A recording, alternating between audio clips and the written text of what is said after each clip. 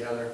You know, that's one of the biggest things, possibly learning something new is for everybody to come together and talk about it. You know, in case they have instances in the past where they've used it and it hasn't worked well. But every operation is a little bit different. Every grower, whether it's a gardener or a marijuana grower at some point, you know, they do things different ways. So it's just nice that people can get together and talk about it. So it's great that you can set that up for us. So my name is Shane Young, and my company is called Natural Enemies, and we distribute beneficial insects for natural pest management. And I have a background in plant health and propagation, which is where I started this in 2007. I was really just looking for a different method of control because it seemed like chemicals just weren't doing it for us at a commercial operation, basically. You know, repeated chemical use was not effective and it wasn't doing what we needed it to do. So that was my question back then, is there's got to be some other way of doing things. And, you know, at that time it was, I'm not going to say it was in the infancy stage of when beneficial insects came to, but, you know, the conferences that I went to in 2007, there was 5 people in the room. And then 2 years later, there was 25 people, and then there was 100 people. And it just seemed to be something building in the horticulture industry. You know, when Lowe's and Home Depot are asking for people to grow without neonicotinoids and these certain classic chemicals that they want out of, you know, ornamental plants.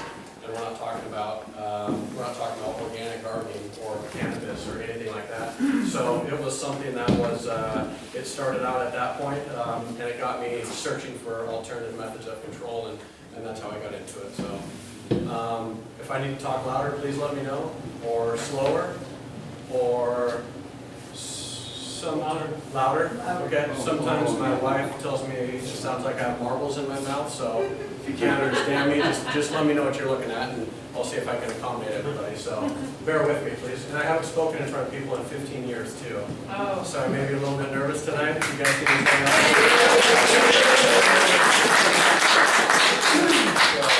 So I figured we'd get into it. What I mean get into it is, you know, talking about beneficial insects, or is it getting off chemicals, basically?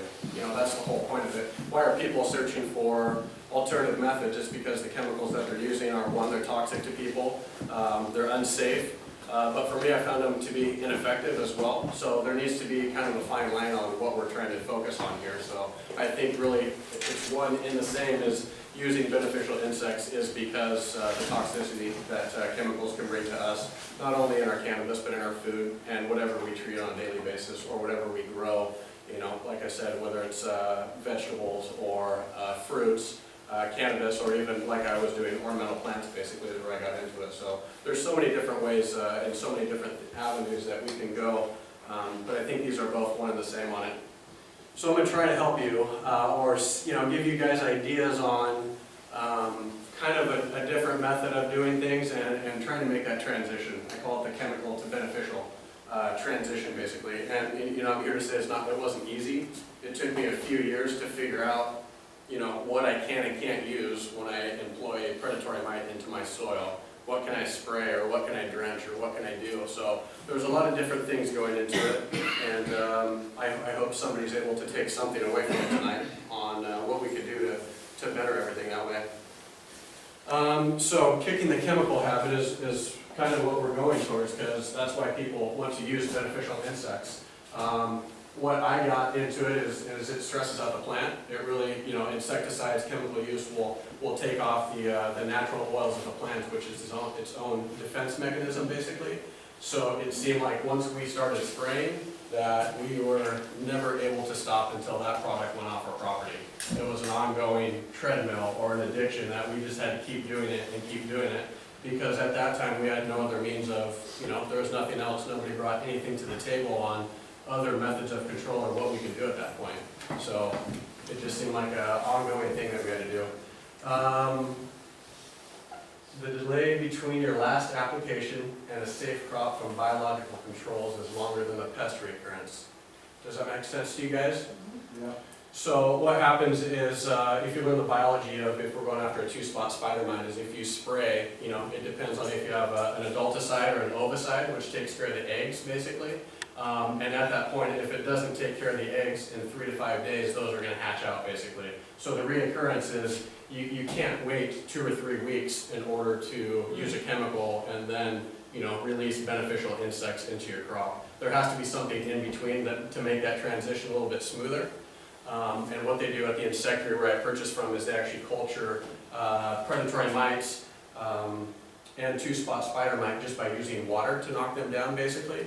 It brings up the humidity and it creates the 2-spot spider mite kind of to hunker down a little bit. Predatory mites like it more humid, and if the temperature and the humidity is right, then they're able to reproduce at a faster pace than the pests that you guys have in your garden basically.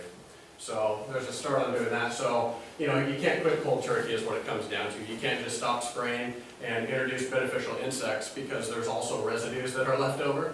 Again, there's not a blueprint or easy way of going about it, but we're going to try to get there basically. So that's one way of doing it is quitting cold turkey is really not an issue. So we're trying to figure out ways to make that transition at that point.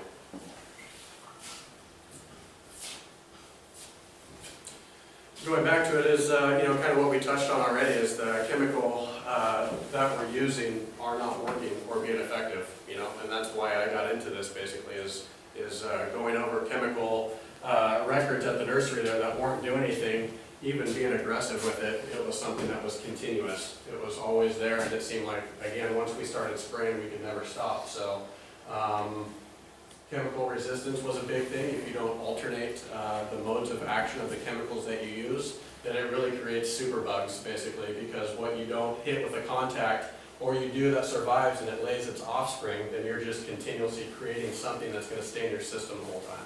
It's never going to go away, basically, and they're just creating more and more eggs at that point. So it's difficult for me when I walk into a customer's and they spray every 3 days. You know what I mean? It's just when they do a blanket application over everything, rather than specify certain areas where they're having problem issues at, you know what I mean? Rather than just doing something about everything, I say quarantine an area or take care of that initially rather than treating everything that's in your crop, basically, because it doesn't need to be. And again, it goes back to spraying something that's going to create a resistance and it's going to cause stress to a plant. And it's just a full circle that's going to keep coming back around, basically. So, again, at what point do you acknowledge that chemicals are no longer being effective? The labels, if you read the labels of the chemicals that you're using, whether it be a fungicide or an insecticide, a lot of them say that it's going to give you 28 days of control. And then you walk into a place and somebody's spraying something every 3 days. It gets to a point where, that's kind of what I started questioning on what's really going on here. So a lot of it was the active ingredients in something we found may not be as effective as it's stating on the label. So, why don't we try doing things different ways? So anybody can ask questions as long as we go, if you guys have anything specific for us. So moving into it is we started to continue our spray program. It seems like we were still hydrating our plants is what they needed, but we started to kind of wean off the insecticides that we were implementing into our tank mixes, basically. Are you guys familiar with surfactants, or they call them spreader stickers? And we even found at that point that was negatively affecting even the predatory mites that we were using, but we used them in our tank mixes all the time that we weren't quite sure what was really killing the insects that we were spraying for, whether it was the active ingredient or the spreader stickers that were suffocating them. So we initially started taking out our active ingredients, which would be the insecticide basically. And then from there, we started to wean like our surfactants, going from higher rates that we were using to lower rates, and really getting similar control, not necessarily better control, because an active ingredient insecticide is going to have a great knockdown, and it does do something, but it seems more of like a Band-Aid type cover-up. It doesn't take care of the situation, if that makes sense. You're continually, it's a continuous cycle that keeps going around. So we just did trials. We took out the surfactants, tried to just use water, and also foliar nutrients will help out. It's just what it really does is it helps kind of clean the plant off of the insecticides, because again, the insecticides are going to be able to deter any type of predatory mite from coming in and helping. They're not even going to go to a plant that has been sprayed, basically. So our whole thing was how do we clean up a plant to get it effective to make that transition from chemical to biological. And again, it isn't easy, and it was a process that we had to go through to try to figure out the best way of doing it. So our main thing was, again, just to keep the plant hydrated and to spray with water at that point. Foliar nutrients really helped out because it helped with plant health, and that was the general thing is, growing a healthy plant and a good plant, it's really going to help off. It has a self-defense mechanism where it helps stave off like disease and pests. If you're growing healthy, it's just like me and you basically. If we're not feeling well and we have a cold, it just invites everything else in to take over our body for us not to feel well. So it just became something that was, again, in the trial stage on just a transition to make it towards. So.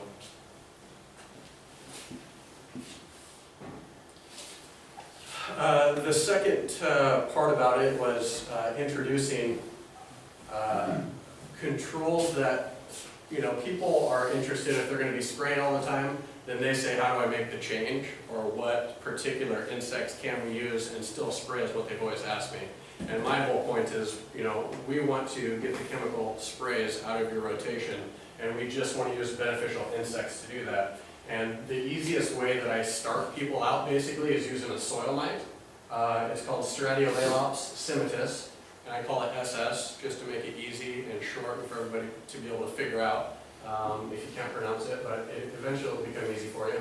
But it helps protect your rooting system, which is, again, the most important part of your plant. Going back to plant health, if I had a problem at the nursery, I generally picked it up and looked at my rooting system first. So you have a stressed plant, it's going to bring in all sorts of, it opens itself up to any climate situation or pest or whatever it may be, just opens it right up to come to your plant. So this soil mite, it feeds on fungus gnat larvae, pupating thrip, pathogenic nematodes. It helps with root aphids. I couldn't really say that it's going to clean it up for you or anything like that. But just, starting with sanitation, going towards your soil and cleaning that up was an easy option for me to use. And that being said is because if people are interested in going this route, I start with their soil system because a lot of the times you bring a lot of pests to your soil. It's collected from outside and bagged and brought into your operation or your garden or wherever it may be, and you don't know what's in there. It's collected from the outside. There's a lot of eggs and everything that come in with it. So we just try to clean up and keep that area, I guess, preventative, use it in the soil system. The best thing about it too is if people are still interested in keeping their foliar program or spraying above ground, at least we're starting in the right area on starting with the base of your plant. So they can still do their foliar applications up above, and it's not going to affect anything that we put in your soil basically. It's not going to reach it, is how it is. So moving from there, I start with the soil, and then we go to a predatory mite that is for the foliage part of your plant basically, anything above ground. This is a picture of a predatory mite called Neostulus phallacis, and it's just shown feeding on spider mites basically. And this one in particular is this is what I was brought up on, you know what I mean? I did a lot of research and controls and I used a lot of different things, but phallacis is one of those that even doing monthly applications at the nursery I was at, I still had to do miticide applications in between, and it was a big problem. And once I started introducing this mite into our program there, that completely took out my bi-weekly or 10-day spray application for mice that we had at the nursery there. It was the only change that I had. As you run trials, you don't want to add 2 or 3 different things. You only want to start with one thing to figure out, if you're going to get an effective control for it or not. So this was the one that I've used. The paperwork says, research on it, it's considered resistant to pyrethroids and organophosphates, which is just chemical classes of anything that you guys can use.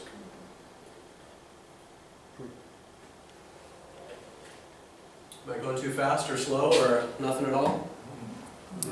All right, keep going. It took me a long time to figure this out, which is, it's funny to me now, but when I started using the insects in 2007, I think it was 2009 where I was searching for even better control. And that being said, trap plants or companion plantings, or you're adding something to your environment that your pests are more interested in that plant rather than your cash crop or the plants that you're selling basically. So we started doing, again, this wasn't really trials for my supplier at that time, because they had given me all this information up front. It's just a matter of digesting it and using it for certain timing and certain places. And spider mites was a big issue for us at that point, so we started implementing bush bean plants into our production, our operation, directly in the middle of our plants, basically. And what that does, it pulls mites and aphids and thrip and whitefly and anything that you can find. It seems like the bean plants are more sweet to them than it is, what I was growing at that point. Bedding plants, azaleas, ornamentals, it wasn't a big deal. So we tried to find alternative, trap plants. We tried to find something else that the pests were more involved with than what we were trying to sell everybody, basically. So we started implementing those into our operation very successfully. And again, as about 2 years passed when, initially they told me to do something, and it took me a while to figure out, when I come into somebody's place and tell them what I do, a lot of people are skeptical that it really works. So until you actually see that, then you really start getting into it and researching and finding out more information on how you can better adapt, rather than always reach for the bottle and take care of things. So monitoring crops was much easier at that point. It became something where it took me hours to monitor 6 acres of my trials, to where I put bean plants right along the walkway, and it took me 20 minutes to check all these. And if I had pressure in my bean plants, I'd just do a visual out over my stalk, basically, to see if I noticed anything out of the ordinary. Because a lot of times you can see something visually that's just off or wrong with your plants. So doing that, I just started checking my trap plants to see if there was any type of pressure at all, and then I would just look further if it was needed at that point. Just have a question. Sure. So if your trap plant, it does show that there's pressure or some, it's attracting the pests that you want it to attract. At what point do you then pull that plant out and put in a new trap plant, or do you just let it sit there and let them work on it till, what do you do with it? It's a great question. Did everybody hear her question? Yeah. Okay, so you have the trap plant, all of a sudden you have mites all over it. What do you do from there? One thing that you can do is, if you become really good at using beneficial insects, you can treat that as like a banking system, and you apply insects to that, and it becomes continuous to where they're not going to spread out, basically. You know what I mean? You add predatory mites to that feed on the other mites, and as long as they're not spreading to other plants, then you should be okay. The great part about it is I don't have at 10,000 mites on your plant, you gotta get rid of it. It's more of a personal approach to how it becomes managing your situation, really, rather than, getting to a certain threshold before you spray something. So what I did, and what was good for our company, is every 3 weeks we did 60 1-gallon bean plants, and we just went and we literally took them and put them in bags, and we brought out new ones, basically. We bought new ones out. So it kind of just depends on your operation. It depends on how much pressure that you're seeing. And if it becomes something where it starts to spread into your plants, then obviously you have to do something about it. So at that point, it's just going to be a decision on your own on what to make. Is it visually obvious that the bush beans have become the trap plant successfully? Yes. Oh. So what we used to do is we would plant them right in the middle of our crop, basically. So as you can see around this, there's nothing wrong with our plants, and then the bean plants are just getting demolished. So yeah, the bean plants is by far something that I used most often, just because it attracted so many different things. But just by that picture, I'm glad that I was able to find that in this Like a presentation. basic bush bean, like holding. Yeah, I just use bush bean plants. Just go to Fred. I went to Fred Meyer's and I just buy bush bean plants. And they're like, Seeds. wow, okay. So it's real simple, and a lot of people that I work with, even in cannabis now, that are implementing that into their program, are seeing that that's the way it is. People who have greenhouses outside tell me that they have beans outside and they're completely covered in mites, but there's no problems indoor in their greenhouse there. So yeah, I just use regular bush bean plants is what it came from. But pole beans would be the same equivalent? I'm sure. I can't say yes or no for sure. Because I have a double stacked room, it'd be actually beneficial to have a Go straight up with it, basically. Yeah, definitely. I always tell people to try things out, and this maybe help you in the right direction get there, but beans is a good way to go. So yes, I didn't need to, go up that high. Mine was bushy plants that I was working with, so Totally. yeah, no, it helped out really well. And you can see it. It's awesome when you start seeing it. Growing outside of a closed system, would you have bush bean acting as more of an attractant sometimes? They could be, yeah. I I mean, as an attractant for sure, because you'd rather have them on your beans than you would, on your cash crop, basically. That wouldn't actually draw more income. No, I don't think so. A lot of people are worried about that. You already have pests in your garden anyways, you know what I mean? You generally already have pests, so what we're trying to do is get them off your plant in the most effective way, without necessarily using chemicals, but just another way of doing things, basically, to get people thinking that, even eggplant is a good one as well that we used to use for like whitefly and thrip in our program there. So I used marigolds was for thrips. Thrips are attracted to flower, basically. And you'd walk into our operation, it was a bunch of green, and then once we started pushing flower on our product, thrips just came in completely. So that was very difficult to deal with, but that's one attractive plant, I guess you'd say, or trap plant for it. The operation you're talking about, is that an indoor growing operation or even an outdoor growing operation? It's actually an ornamental operation, so it's indoors and outdoors. Oh, Our propagation was 80,000 square feet, and we had 200 plus acres outside that we did. So it wasn't cannabis, it was ornamentals, azaleas, bedding plants, things like that. right, and you're having the same kind of insect problems indoors as well as outdoors? You mean like in the greenhouses? Yeah. Definitely, and I think it's, for marijuana, I think it's strain specific that you have issues with. Same thing with me, if I grew euonymus, 5 or 6 different kinds, there was 2 or 3 that always got mites, 2 or 3 that never got mites. It was like, it's one of those things where you eventually become really in tune with where your problems are coming from, you know what I mean? And how I would deal with it in the future is trying to treat it preventatively from going, from there on out, basically. So, yeah, they're all kind of specific, and people kind of understand where they're gonna have problems with and at what time of year. Right. So, if we're not talking about marijuana here, and me going back to ornamental growing, my crop was a 3-year crop where we would take cuttings and it wouldn't go off the farm for 3 years, basically. So we had to plan every single year where we had problems. And what I try to do is average that out within the previous 3 years, because it depends on the environment, it depends on how cold your winter was, it depends on, all these outside sources that it's not gonna be the exact same every single year or every time. If you get into indoor cannabis cultivation, then, you could probably hone in and make those things a lot easier to figure out how to treat them, especially with the life cycles and the cycles that they're going so quickly as well, So, yeah, trap plants, sweet alyssum is what it is, and it helps attract thrips as well. So those are the 4 things. I didn't use that quite a bit. I use beans quite a bit, eggplants every once in a while for whitefly, and then marigolds was the biggest thing for thrips. And I don't know if anybody's ever had any problems with thrips, but I they're a don't know pain. what that is, what does it look like?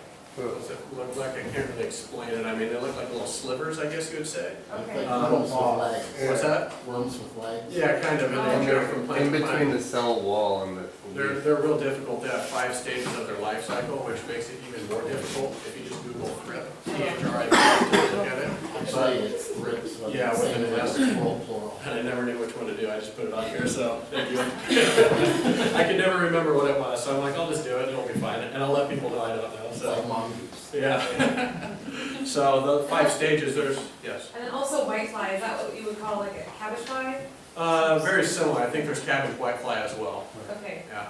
I will ask you a question. There's a lot of general things of, there's whitefly, biotype B and Q. But There's they look just, like little white butterflies. yep, they're gonna fly around. They're very tiny. Yeah. Yes. So going back to the thrip, there's the adults basically Mhm. that they actually scratch the leaf surface, but they can also transmit viruses as well in the soil. So it goes from adult, they lay the eggs on the underneath of your leaves in the veins basically, and where it's hairy at, and then that drops into the soil to pupate, and then it goes, there's 2 instars before it comes an adult again. So chemical interaction with it becomes very difficult because you don't know what stage that you're getting, or that you're even getting all the stages to it. So that was real difficult. So thrip is a big thing. And I do get calls from people in cannabis that have it and try to figure out how to treat it. So I I brought don't that know up. if the cannabis thrips lay eggs in the leaves or not. I think they might have a larva in people's age in the soil. You don't think they lay eggs in the leaves? No, Where would they do that? I guess I'm not sure. Entomology's not my thing. Me either. Have you talked about, I'm human lead, but have you talked about nematodes yet? Not yet, no. And we can talk about it later too. Yeah. I was going to do this, present some, and then bring a few things of control that might be an option for people to take a look at, basically. The biggest calls I've gotten for it's fungus gnat, root aphids, spider mites, broad mites, and thrip, basically. And then I brought something in for aphids as well, foliar aphids, not necessarily root aphids. Yeah, it's like 5 acres now. Am I going to? So. I don't have a lot of information on it, do you? No. I know.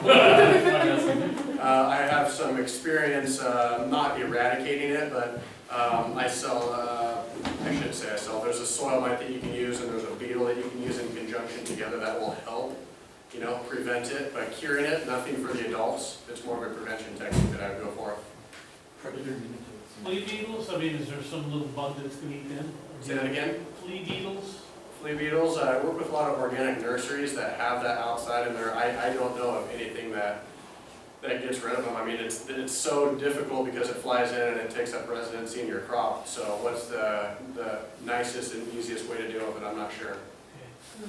Because you always see that what they're doing, but you never see it. I know.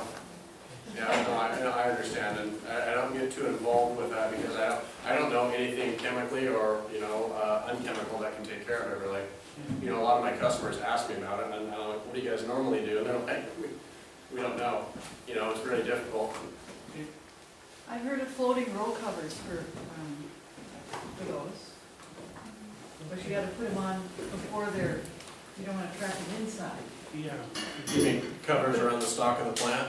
No, the whole roll, the whole floating roll covers over the whole roll. It's a fine mesh deal. Yeah, it's very fine. Got it.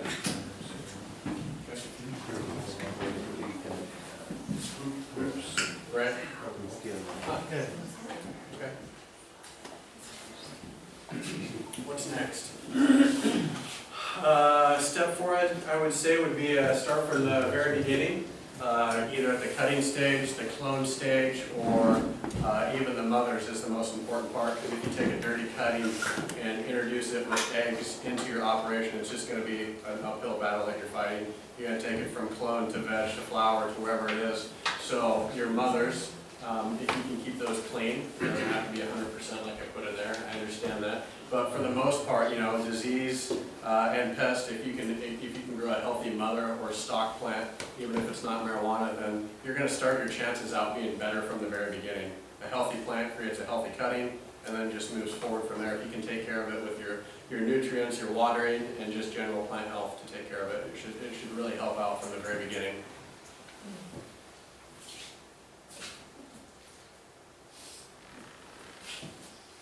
And this one, I think the fifth step becomes real difficult for a lot of people, especially growing cannabis, I guess you would say. It was real easy for me at a nursery to do this because we had space to do it. It's pretty simple when we got new cuttings in from an outside source or new, 4-inch containers or whatever it may be. We could easily find a place for it for 3 weeks on the nursery that was away from everything else. You know, we had the space for it. That's the biggest thing. Working in cannabis, people are very limited on their square footage of their operation and where they can put things. So it becomes difficult for them not to just implement it right in what they're doing, basically. So a lot of the times when I work out a program with a company and then 4 months later they tell me they have a problem, we try to back step and see what happened in between. And it could be a temperature change or a humidity change. Or a lot of times people are like, I got in a pinch and I had to order, some clones from another company, and ever since then I've had a problem. And I'm like, well, and they understand it. They're like, I know I should never do that. You need to try to do everything in-house as much as possible. That way you know what's been applied to your plant or what's been done to it, whether it's nutrients, how often it's watered, if it's stress, you know everything about it basically because it's been in your care the whole time. So outside sources, if you have a place to segregate it or put it in quarantine, that would be the best to take a look at it. And I don't know if people are buying scopes at all. A digital scope really comes in handy to get a really good idea of what you have, on your foliage or even in your soil, basically. You can tear apart your soil and look through things to see what you find. Sticky traps, yellow sticky traps really help out. They help trap adults for one, which causes them not to lay more eggs, whatever it is. But it also just gives you an idea of what you have, just a visual, what you guys have in your crop, basically.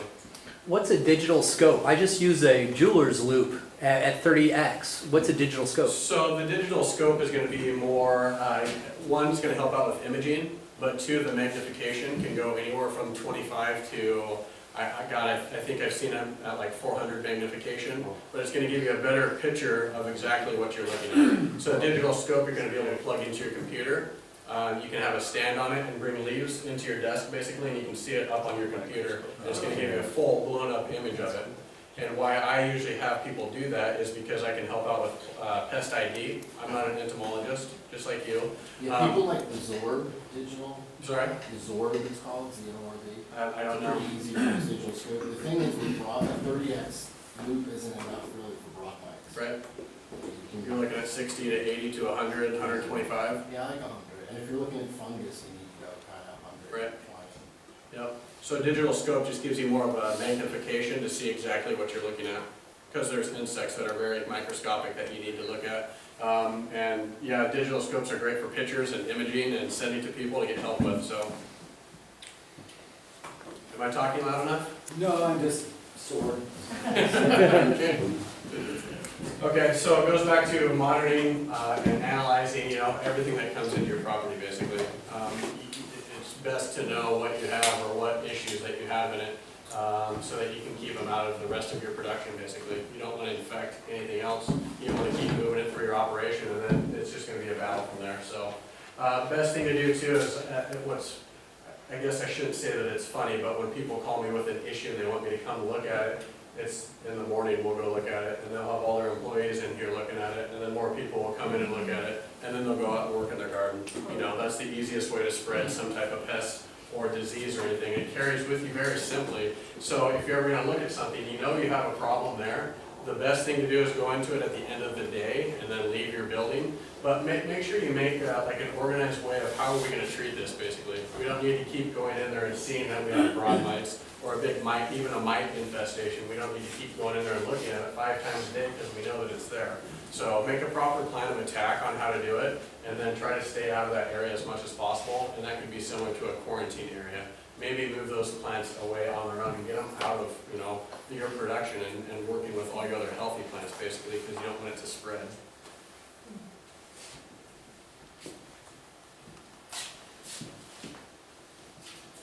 So again, we'll go over, I guess, what I've used in the past, and this isn't, that necessarily everybody needs to use this, but I can let you know what it's helped me out with. The first one is the soil mite that I brought up earlier. It's called Stradiolalops simitus, and again, it feeds on fungus gnat larvae. It's its main food source. It feeds on Cupiding thrip that are in the soil, pathogenic nematodes, and I feel that it helps with root aphids. Root aphids and even broad mites is something that is researched so little that we know hardly anything about, and that's not just in cannabis, it's across the board on a lot of different things, and the controls for it we don't necessarily know, so I don't know much to talk about. What's that? I think it's Andersoni. Andersoni? Yeah, they're effective against russets and birds. Yep, so phalanxes as well. Is that the same as Hypoaspis miles? Yeah, it is. It used to be called Hypoaspis miles. Those are pretty much like if you just get cocoa, you kind of just wind up with those, it seems like. Sometimes for people, it's funny when I walk into a place and they're kind of segregated on only specific things, so it just depends on where they use that bag of soil from, is what it seems like. So, what's that? People think the root aphids lie. I get a Yeah, lot of. or thrip is what some people have told me, and it's funny, I've walked into a place with these because they come in liter containers like we have over here, and somebody's like, can you tell me what this is? And I'll walk in and look at it, and I said, this is what I'm selling you right here. Which is funny, because they are volunteers in the soil, it's just not gonna spread throughout your operation. Kind of like the springtails, they show up around the same time. Right. Yeah, and they feed on like decomposing matter and material, so that's in a lot of organic soil mixes, basically. So Stradiolalops is something that I use as a base of I guess you'd call it my program of treatment, because again, sanitation is key. Number 2 is treating your rooting system, so if you can start from your rooting system up, that's gonna help you, moving forward through everything. One thing that I used, it's called a theta, is what it used to be called. They call it Delocia now. It's a beetle. It's used for shorefly, is what it is, but it's a generalist that is similar to root aphids. It's not researched enough to where we don't know the limits of what it can and can't do. It's considered aquatic, so I use it in a lot of hydroponics because it doesn't necessarily need soil in order to maintain and reproduce its life stage, but yet it dives in and goes out of soil basically. So it feeds on fungus gnats as well. And I use it for root aphids as well in conjunction with these two, and that's why I put them together here. And the funny thing about Athena, when I first used it in my operation is, part of my propagation area was 30,000 square feet. And when we get into the summer, in order to hydrate our cuttings, we had to water a lot, and it started to create a lot of green algae. And I started getting shore fly. So I called the owner of the insectary, he told him what I was getting into, and he said, let me send you something. And he sent it, I got it, and I called him, and I said, what do you want me to do with it? And he goes, go dump it down the drain. I kind of sat there for a second, I said, what do you mean? He goes, go dump it down the drain. He goes, they're able to fly for one. He goes, but number two, they live on green algae mats, and they actually, instead of going after adults, they go after the eggs. They go after the larva, and the second generation of the pest that you are seeing in front of you, they go to take out the second generation, basically. So the sticky cards will help trap adults, again, with fungus gnat or shore fly, and then this can actually help, take out the eggs in the next stage of what you're dealing with, basically. And again, it's been seen feeding on spider mites, but it's not necessarily, I don't think it's regular food. A lot of eggs is what it goes after. But I've used these two and helped with root aphids, not completely taken care of them. Root aphids seems to me, from my experience so far, that it comes in a lot with people who are growing with core for some reason. Yes. Well, I think are you going to talk about predator nematodes? If you'd like me to, I can now, but I wasn't going to. Well, I just have found those to be the most effective fungus gnat and Thrip. Anything that has a larval pupal stage in the media. If you use predator nematodes, like the Stinger or Styrolema feltiae, is that the regular one? There's two species that you can use. It pretty much knocks them out, and by the second, if you use it for a month every 2 weeks. It doesn't really do much to root aphids. It will kind of piss them off and make them, Pushes them out, it basically. makes them fly. Right. They see it as a pressure, some sort of pressure that makes them, and then they're easy to know they're there. But with root aphids, really the easiest thing I found is if you operate quarantine, and you notice in quarantine, all you really have to do is carefully clone out of them with clean, optimal or rapid rooters, and because they don't really move very quickly. Root aphids, they're very persistent, and if you bring in contaminated soil, you'll deal with them forever. It's tough to get rid of them Have you completely. ever tried Bavaria bassiana for root aphids? I've heard people having a lot of success with that. I have, yeah. It's unfortunately not labeled in Washington for Oh, it's fungus. not? No, in Oregon, you guys It's have just it. an active fungus. We don't have It net should be great. 52 or Bavaria bassiana listed yet. Our guy, Which is funny. Eric Johansson, spoke to CanCon, Right. he's kind of a character. He's not very interested in adding these things either. Really? Which is too bad. Maybe you can help.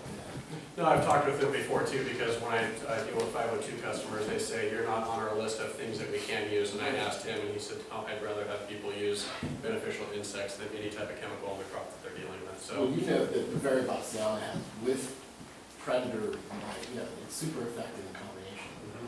Yep. So going back to nematodes, it's something that I personally did find effective using, and I know everybody's different, and I know a lot of people who swear by it and use it. It was something for me that it did make sense. I have access to it, but I really don't offer it. But it may be something that people are asking for specific things, and it could be something, later on down the road. But, a lot of the products that I offer are stuff that I've used that's been effective, and I can stand behind it and use it and make effective recommendations, I think, at that point. So, but yeah, nematodes is something that just seemed like it was so difficult to use them, I guess effectively, but it seemed like you had to store them at a certain temperature. And Just then refrigeration. I mean, you're the nice thing is at a it's specific $20 temperature. worth of nematodes treats 1,000 square feet. So for $40, you can treat 1,000 square feet and get rid of the thrips and fungus. Sure. The biggest thing you gotta worry is to not, if you're using a sprayer or anything with mesh, you can kill them. And you have to use them within an hour after putting them in the water because they drown. Other than that, they're really easy to use. It seemed like there was a lot to go into it. When I didn't want to spray anymore, I didn't want to tank mix more nematodes to water them in. Your water has to be a certain temperature. What I do is after the irrigation cycle, before the lights go out, I spray them onto the surface and they migrate themselves down to where they'll be overnight, and then you're done. So all you really have to do is like a 2-gallon sprayer and spray them on. It's not that hard. Sweet. Perfect. Catch. So fungus gnat root aphids, those are just a couple to take a look at. Next thing is spider mite control. A lot that I use as a base would be Phallacis, Neosulus Phallacis. was again very effective on everything that I use as a preventative measure. It feeds on other things rather than just two-spot. It feeds on aerified mites as well. And in the aerified mite family is going to be your broad mite, your rust mite, and your cyclic mite as well. Our stuff that hasn't been studied a whole lot. Phalanxes is something I've used for it. Again, Andersoni those are the two that I've researched and used to where they not only feed on the aerified mites but also two-spot as well. Swirsky's too, and I guess the smaller ones. Yeah, and they're generalists too. So Swirsky, Cucumaris is for broad mites, Californicus. There's again, it goes back to the research that's involved with this, and there's no definitive answers on something that actually controls it. They do feed on them because they're generalist predatory mites, but the question is eradication and completely taking control of it. So preventative measures have been the success that I've used on implementing them. The Phalanxes is the base, or Andersoni really helps out as well. Very similar to using Phalanxes, and then Persimilis is one of the most widely used, I guess, predators around for predatory mite, but it strictly feeds on the two-spot spider mite.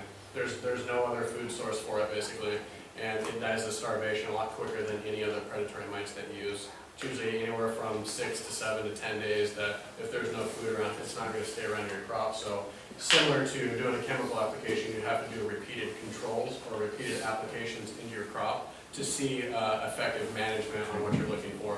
But I mean, if you get the temperatures are like 70, 75 degrees and anywhere from 50 to 60% humidity, and that should be, what you're looking for to use as the Persimilis. And again, it all goes on to if there's prior insecticides used, there's so many different things that go into it, but for the most part, those would be the two that I'd recommend. Andersoni really helps out as well, and it's a general base that covers a lot of different things. Persimilis are good for infestations. I'm sorry? If you were trying to introduce one of these things into some plants, is there someplace you can buy them, like a mail order house or something you can get in Phalanxes or something like that? Well, you're going to have to go through, I'm actually a distributor for insectaries. So if you're like, I'm a distributor of these basically. You can go online and Google it, or you can go look at my company name as well and try to find out exactly what you're looking for and how many you need. But for the most part, it does come through the mail. There is an industry that's working on this. Oh yeah, it's been around for a long time. I do sell them, yes. I mean, my company does. What's that? Seems like a great business to be able to sell these things to people. Yep. Kind of a lot of competition. There's a competition, and the thing about it is it depends on where you get your product to. So even though something's labeled one thing, it just depends on how long it's been handled or held. Depends on the efficacy of where you get it at, basically. So yeah, there's different companies to go through. It comes through the mail generally, yes. My company would be one of those if you were interested. But yeah, there's many places that sell them, and people will purchase them from an insector is what they are. So there's actually companies that culture beneficial insects and predatory mites for the release. Eventually they'll get to the public, basically. Yeah, they raise spider mites. What's that? They grow them on spider mites. They do. In order to have a predatory mite, you have to have a food source for it. Whether it be a dust mite that a lot of them are actually cultured on, or a two-spot spider mite needs, a predator in order to get that life cycle going and make the collection, really. What's the shelf life for these? Do I have to use them right away when they come with the mail? Do they arrive with the mail? Yeah, generally they come through the mail, through ordering. Life shelf is different for each specific one. So these ones in the liter container over here, these are the soil mites. And they can go anywhere from, they can last up to 2 weeks in this container because there's dust mites in here for them. I always tell people use them within 5 days because they start eating the dust mites and then they start to cannibalize after them. So it depends on the specific ones that you get. If you're going to get Phalanxes or Persimilis, you want to use it as soon as possible. You don't want to put it in the fridge. It gets too cold, basically. So I think it says, hold anywhere from 50 degrees to, on the label it's going to say like 59, but even up to 75 is not a big deal. Just depends on how soon that you're going to use them. You generally want to use them right away. The fresher the product that you get, the more effective it's going to be in your garden. So it's kind of specific on certain things. A lot of companies will tell you on the label, use it right away, or at time of order, and make sure that you, at the time of receiving it, that you're going to apply it to your plants basically, or the very next morning is what you want to shoot for. Well, there's instructions, but you just sprinkle a little bit on each plant or what? Yeah, it just depends on, again, what you're going for. This one, these are soil mites that will burrow into your soil. So if you apply them to each pot, basically, then they're gonna go down and start working right away. You need to shake them on. Just sprinkle them on top of the soil. Yes. Yes, you don't need to water them in. It's probably better actually to water first, because you don't want to drown them out later on, but eventually they're going to go into your soil system or your rooting system and get to work on feeding on, soft-bodied arthropods in your plants. But that's not for Over here. spider mites. You wait. What's that? It's not for spider mites. It helps, it might help, the situation depends on what comes in on your soil. So if there's eggs in the soil, they'll probably feed on some of them. They're considered a generalist, so, they will help with some things. They're not going to completely eradicate them, no. No. They're not for That's spider not, mites. that's what, not what they're for, right. If you've been using Azomat, can you go ahead and release these, or do you have to have a cooling off period? How does Right, that work? so are we talking about the soil mites still? Most any of them, I guess, for spider mite control. Spider mite control, Azomax is one of those things, it's an oil, it dissipates quickly, but still it's considered a chemical, so it's fairly soft, I guess you'd say. But that's what I started using when I got into this, because it was a softer chemical. Horticultural oils will dissipate quickly and leave not a whole lot of residues. So Azomax, there's no specific research saying that, you can apply predatory mites within 2 days, or 4 days, or 6 days. It's one of those things where what we're going to want to get into is applying water to your plants, you know what I mean? And washing the residues off to make it more effective for these predatory mites to come in and help your garden. So there's not a definitive answer on it, but it's a softer chemical, yes. A lot of products do label for beneficials now, even when They we're do. pesticides. They do, but whether you believe it or not, it just depends on where they do their trials at, are they in Florida or Oregon or Washington? And the thing about it is, water's gonna help wash them off, but also the lightings that you run, sunlight and light are gonna help break down the residues as well. So there's a few different things that can go into it, and I don't know where they do their trials at, but just about every chemical now says soft on beneficials, because this is where the industry is going, is to try to take out chemicals. But people want to say, well, what can I use with them? Which is a great question, It's considered integrated pest management. There's more than one way of doing things. What's that? Europe's about 10 years ahead of us with regard to this Right. technology, because they already outlawed neonicotinoids and things Right. like that. I was gonna ask you what you use as a vehicle for dispersion in your persimmons. Do you use corn grit or vermiculite?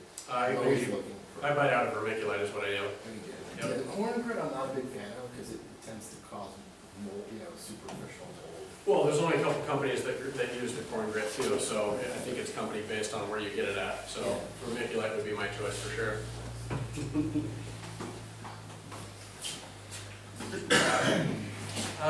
Going into thrip control, let's start from the beginning of the soil. We'll help out with the pupation in the soil. If anybody's ever had thrips, this isn't specified for cannabis, but this will help out in gardens as well.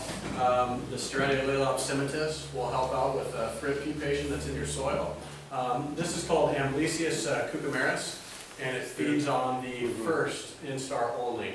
So when I spoke earlier about the 5 stages of the thrip, where it goes from adult to laying eggs to pupating in the soil, then it comes out of the soil, there's 1 and there's 2 instars. It will feed on the first instar, and the last conference I went to, cucumaris is responsible to deter actually reproduction in thrip up to 40% basically. It doesn't actually feed on the second instar, but it bothers it so much that where it basically gives up and it doesn't complete its life cycle. And if you ever see these predatory mites, it's funny because they're so fast. And a lot of the times they can't see, so they search by smell and by feel, and then you'll just see them bumping into something and bumping into something and bumping into something until basically that stops doing things. So, they're real fast, and that's, the first and second instar is kind of what it will help out with doing that, and then that will take care of it in the soil there.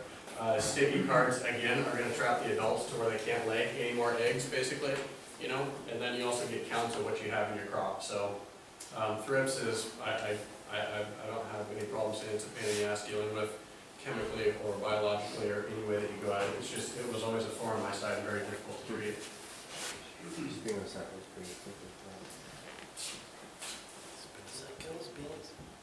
And the last one I was going to go over to throw something in here was for aphid control. Again, it's not the easiest thing, it's very difficult because what happens is when you implore a predatory mite, or this is a midge actually that flies, A lot of the times you have to have a food source for it. So in order to, for a Phetomyza to work, it needs an aphid to feed on. And if it's not there, then it's gonna fly and it's gonna go search for food somewhere else, basically. So it becomes difficult to treat for this. But it's a midge that actually, they look like fungus gnats of some sort. They're flyers. They come in containers, and the larval stage, as you see these little orange things right here, the larval stage of the Aphedoletes is what feeds on the aphids. It sucks it dry, basically, is what happens. So you have to have a food source in order for these to take up residency in your crop and start reproducing. And again, it's not the easiest thing, but this is something that once you see the control that you get and complete eradication and cleanup of a crop that you get excited about doing things a different way, rather than just going out and spraying every single week for them. Well, you need a food source, I'm sorry. I'm sorry, go If ahead. the larvae is what kills the actual aphid, Yes. then what do the adults feed on? The adults lay the eggs, and they also keep it in the soil. What do they feed on? Nothing, they actually pierce the aphids is what they do. So then they pupate into the soil, basically. They drop into the soil to create more. So they lay their eggs, and then they go into the soil. So they can actually pierce the adults, but I don't think it happens a whole lot. The larval stage is really what takes care of the aphid problems at that point. And they're bright orange. It's pretty amazing to see those. So wouldn't it be the same with all the insects? Once there's no food source, they're all gonna die off? For the most part, it depends on what it is, yeah. I mean, the Andersonium, the phlastus will stick around longer because they can feed on other things besides insects, but, you know, it's still gonna be a reapplication at 2 to 3 weeks, basically, is what you're looking at, to keep a clean program. You know, it just depends, everybody's a little bit different, it becomes difficult, but once you figure out what works out well for you in your operation, it could be a transplant, basically. You know, I have a lot of people that order weekly, or every 2 weeks, or 3 weeks, so it depends on how you are, and how diligent you are, and how clean your operation is. Californicus will eat pollen, but not too many of us have pollen in our. No, you shouldn't have pollen in the cannabis plant, so. Yeah, going back to this, to finish this one out, the only thing is it's day length sensitive, so if there's not 12 hours to 14 hours of daylight, then it's not gonna be able to complete its life cycle, basically. So there's another one called Aphidius that is more towards the colder times or the darker times of the year that people can use.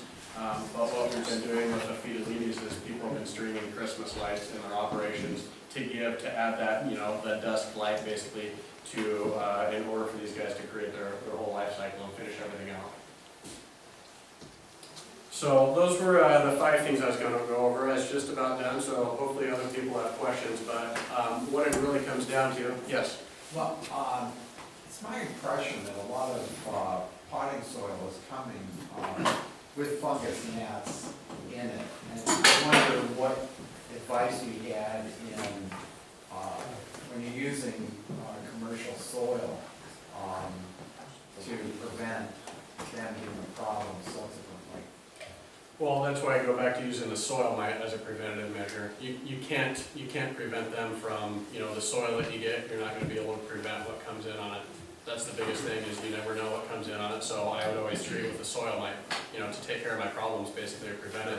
He uses nematodes. Everybody can be a different way, you know, to find an effective way to do it, because really it's collecting your dirt or soil is collected outside and bagged and brought into you to your operation, and who knows what you're going to get with it. That was the biggest thing, is what we came to. So, you know, sanitation, treat your soil system, and then your employees that work in your garden, make sure that they're not coming from another garden and then coming to work for you. So it's kind of all things, and that's why I get back to the basics on plant health. You know, it's general plant health. If you generally grow a really healthy plant with optimum nutrients and soil and watering, you know, your techniques are down, then it really helps the situation. It's not going to completely take care of it, is the deal. You know, there's no silver bullet for any issue.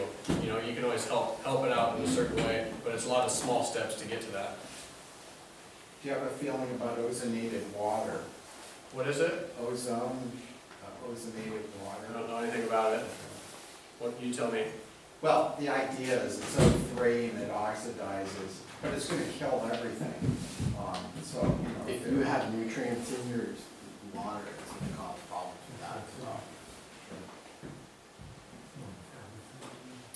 If you have the good mites on your plants, you mentioned spraying with water, if you put a little soap in that, is that going to be harmful to the good mites? I think so.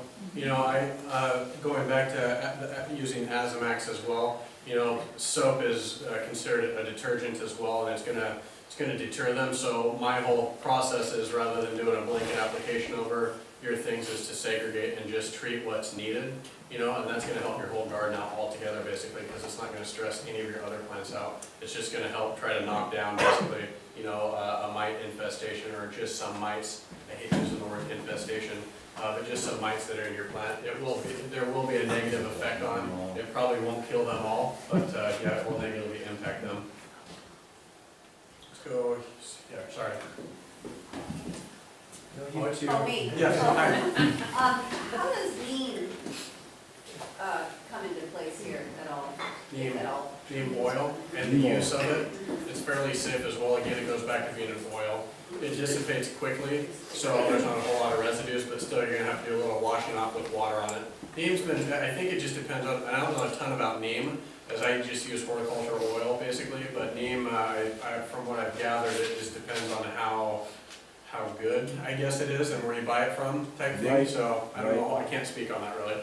The University of Ohio did a paper where they studied Bavarian Bassiana Uh-huh. and as the active ingredient neem and diatomaceous earth, and in combination in pairs, and they basically stopped testing the acid reaction because it was like $500 a gallon, and they weren't seeing really any, compared to Bavarian Bassiana, it wasn't very effective at all. So they just in the cannabis industry, it's very popular. That's what most people consider IPM, is spraying something neem-based product. Every 3 days or 5 days or 8 days. But it's kind of like just putting a Band-Aid on stuff, really. It is, just a bandage cover up, that's it, so. How do we promote these beneficial insects in our garden or farm settings?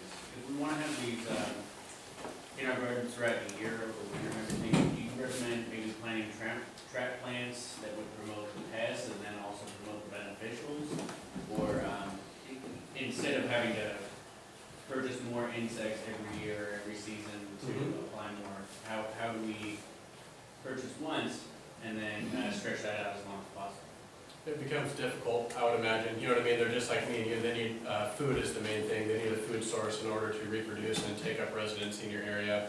Phalanxes has been something that I've known lasts longer than things, but, you know, if you look at the price tag, it's double the price of using Persimmon, so you pay for what you get, which, you know, in a good way, that it makes sense, that you pay something that's gonna feed on more things and last longer. You know what I mean? Right. So setting up something in your garden to introduce them in, I'd have to look at more research on it. You know, I just, trap plants is something that I use because I knew it was something that was beneficial for both, you know, pests, but also native beneficials will come in and help out as well. So I don't really know. Usually it's a reapplication that is needed because once everything's gone, you're happy, but yet some things are gonna keep coming back in. When I talk to people with beneficial insects, they constantly say, well, why would I switch one bug for another, right? It's still going to be in my flower. So where do the beneficial insects go when they're done eating all of the pests? What I would think is that they just die off of starvation into your soil. I've never had a company call me and say that they've had it in their testing, basically. Because initially when I started working with 502s, that was their main thing, was I don't want it in my testing. You know, but as long as the labs are familiar with what they have and know that it's not a pest and that it's actually a predatory mite, you know, this is going to open up a little bit when people start realizing that this is a different way of doing things. So at that point, they're just going to die off. I hardly ever find, you know, dead bodies or anything of the predatory mites that you introduce. What temperature ranges are required for these predatory insects to live? They're all pretty specific. To give you a generalization of the few that I brought up, Persimmon, you know, usually it's about 70 to 75 degrees Fahrenheit. And then humidity levels, you're looking at anywhere from 50 to 60% is what you use, is kind of optimal. Outside of those ranges, the eggs won't hatch out, they'll dry out basically. So Phalanxes and Andersonia are two of the things that I've researched that they are able to fluctuate the temperature and humidity. The ranges are so big that that's why I generally use them as a base to a program. Start out with these guys, and then if you need help, then bring in Persimmon because it strictly just feeds on the 2 spot. Do you use a California? Do I? Yeah. I don't. I offer it, but I hardly ever use it because it eats everything. It doesn't help with anything else. It's good if you're just preventative, because it will eat pretty much. Got it. Yes, Some trees like redwoods have a mycorrhiza that grows inside them that protects them from disease and drought. Does marijuana have anything like that? I think people have to supplement the mycorrhizae into their soil system. I think people have to supplement it and add it into it physically to have that in your soil system or your rooting system to protect it. So So there is. it's supplemental that people can add, yes. Yeah, Yep. because that's really very Micro-G's up there. Mhm. Sure. Are these mites supposed to be used once you already have mites, or in preparation, like you have a mite-less crop, and you would want to put these predatory mites on there, or is it only after you already have mites? You can treat it preventatively or as a curative. You know, it's nice, so it just depends on the grower at that point. You know, I do meet a lot of people who say I don't have any mite issues and I don't need them. And then there's people who need it as a curative basis. What's really difficult for me is when people call and they say, I've sprayed this and this and this and this and this and it hasn't done it, and I need your help. And I kind of just tell them, you're kind of SOL at that point because of all the residues and everything you sprayed at that point. I always tell them, continue your program until they're out of your nursery, and then let's start from the very beginning and bring these new ones in, the healthy ones, and keep them healthy and pest and disease free, basically. So to answer your question, it just depends on the grower at that point. Preventative measures are what people are looking for because they want something in there, hopefully knowing that it's not going to create a situation, you know, that's going to be a pest outbreak, I guess you'd say. So there's always two ways of dealing with it. But yes, you can do a curative with them or a prevention. And strategic release is a good way to kind of go about prevention. You know, Yep. you can't treat like a huge area preventively. 2 more questions. He would find it. Right here. Have you got a biological program for FWD? What's SWD? Spotted wing Drosophila? No. No? Do you? That's why I'm here. No, from what I hear about that is that it was introduced to the United States so early, and people, the only thing that they did right away is just, they spray like every 3 or 5 days for it. Is that right? Is that what you're familiar with? Yeah, so it doesn't give a biological control agent any time or any survival to do anything about it. And that's everybody. A lot of blueberry customers is what I was looking at for the Drosophila. So it was something that, you know, I talked to them like, nope, we do this this is it. This is all we do right now. So no company is going to let their field die, you know, or get infested with those. So it becomes real difficult at that point. I use GF120, which is a biological material, but it didn't do the job. I lost my crop. Huh. Cherries. Yeah, and they lay their eggs literally in the fruit. I mean, Yeah, that's what it is. that's right. Yeah, sorry. No, I mean, it's one of those things where I got into it, and all the blueberry growers I was talking with, like, if you can't protect us from this, then there's no reason, you know, to work on aphids or anything at that point, because that's really, you know, pushed off to the side when the Drosophila comes in, so. One more. Bacillus thuringiensis for, What is it? Bacillus thuringiensis, Okay. have you ever used it for BT? fungus gnats? I haven't, no. Okay. No. Anyone? Sorry, one more It's question? not going to really be that effective because it binds the digestive Yes. system. Kim? You. Okay. Actually, it's a good question. Mine, have you ever used calendula as a trap plant? What is it? Calendula. No. Okay. And the other question is, I know it's prohibitively expensive, but do you recommend reusing soil when you're starting a whole new planting, or bringing in new soil and implementing the preventive? So I can't answer that really. I'm not an expert in soil or anything. A lot of people do reuse their soil and have no problems with it. So it's more of a personal thing that you're gonna have to figure out on what's effective. A lot of people, what I say is when they get rid of it, I'm like, you need to get your soil out basically, out with the old and bring in some new stuff. You know, that's the main thing is you can't keep, you know, rotating that soil and bringing it back into your operation because that's a bonehead move, I guess you'd say. But no, I would, it'd be a personal decision that you need to make. It depends on, you know, if the soil is fumigated, if there's any pest or disease in it, and what it involves. So If you're reusing soil, I'd highly recommend trichoderma. Trichoderma has an arrow. It's Well, thank you, Shane Young. Thank you.